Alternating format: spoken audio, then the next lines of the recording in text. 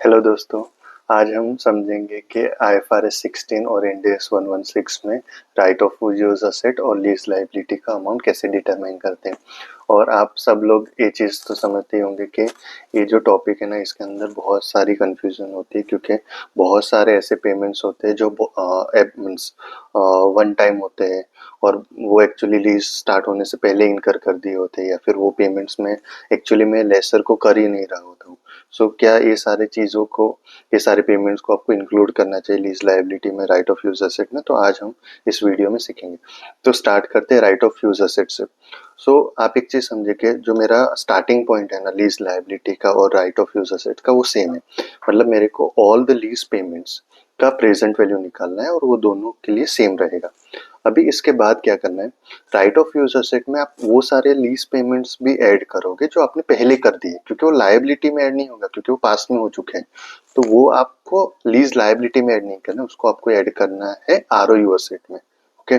दूसरा हो गया कि अगर कोई ऐसा पेमेंट है जो मैंने अदर देन लेसर को किया है, जो कि कोई खर्चा है जो मेरे को असेट को प्रेजेंट लोकेशन तक लाने के लिए इनकर करना पड़ता, तो वो खर्चा भी मेरे को ऐड करना है। और अगर कोई डिसमेंटलिंग का खर्चा होने वाला है तो वो भी मैं ऐड कर दूंगा, उसका प्रेजेंट वैल्यू में आरओयू असेट में ऐड कर दूंगा। और उसके बाद एक चीज माइनस होती है, वो है लीज इंसेंटिव। अगर आपको लगता है कि आपको कोई लीज इंसेंटिव मिल रहा है तो वो आप lease liability right of use asset में से माइनस कर दोगे। अभी लीज लायबिलिटी कैसे डिटरमाइन करते हैं? सो लीज लायबिलिटी के लिए आपको ऑल प्रेजेंट वैल्यू तो निकालनी है। उसके अलावा अगर आपको लगता है कि कोई वेरिएबल लीज पेमेंट आ सकता है तो वो अमाउंट भी आपको ऐड करना है। उसके अलावा अगर आपका पास परचेज ऑप्शन है, ओके, और आपको लगता है कि आप परचेज ऑप्शन एक्सरसाइज करोगे तो वो परचेज ऑप्शन का अमाउंट आप लीज लायबिलिटी में भी ऐड करोगे और उसको राइट ऑफ यूज एसेट में भी ऐड करोगे। ओके। अगर आप रीजनेबली सर्टेन हो कि आप लीज का जो लीज में जो परचेज ऑप्शन है उसको एक्सरसाइज करने वाले हो। इसके अलावा अगर आपको लगता है कि आपको कोई पेनल्टी होने वाली है, पेनल्टी हो सकती है, तो वो भी आपको ऐड करनी है लीज लायबिलिटी के अंदर।